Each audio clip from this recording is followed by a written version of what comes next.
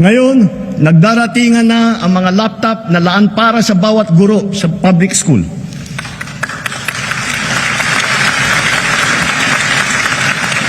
Tiniyak natin na walang anomalya sa pagbili ng mga laptop na ito.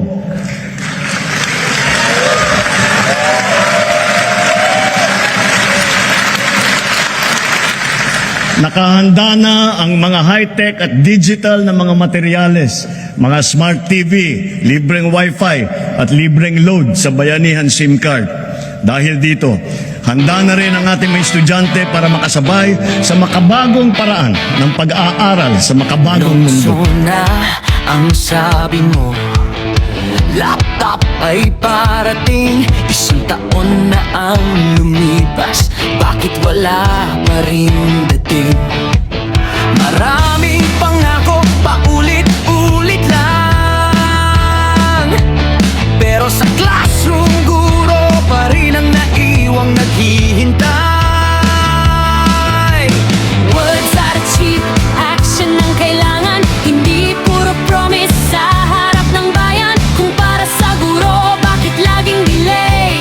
Hanggang kailan kami maghihintay? Dear Mr. President, nasaan na ang laptop namin? Pangako nyo noon, bakit hanggang ngayon drawing? Wala pa rin dumating. Teacher ang umaasa, pero wala pa rin dating. Mr. President, sagot ay hinihingi.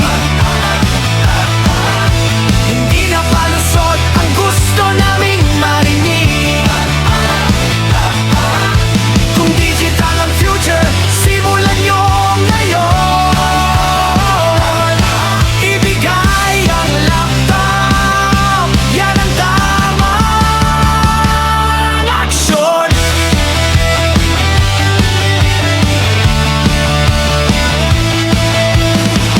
Paperless daw, online na lahat, pero sariling gadget pa rin ang gamit sa bawat chat.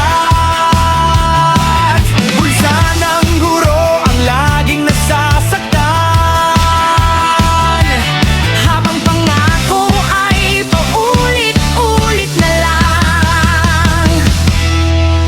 Hindi kami limos ang hinihingi, Pangakong binitiwan ang dapat tubdin. respeto sa guro, respeto sa salita. Kapag may pangako, dapat may gawa.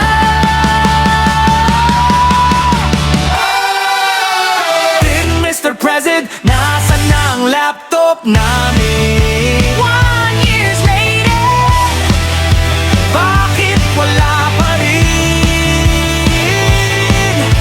Hindi na bukas, hindi na mamaya. Ibigay na ngayon, wag nang patagalin pa.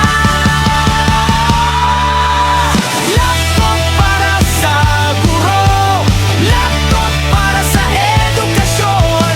Promise is promise, tuparin ngayon.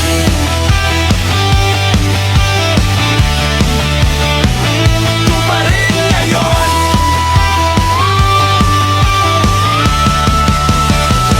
Tuparin ngayon.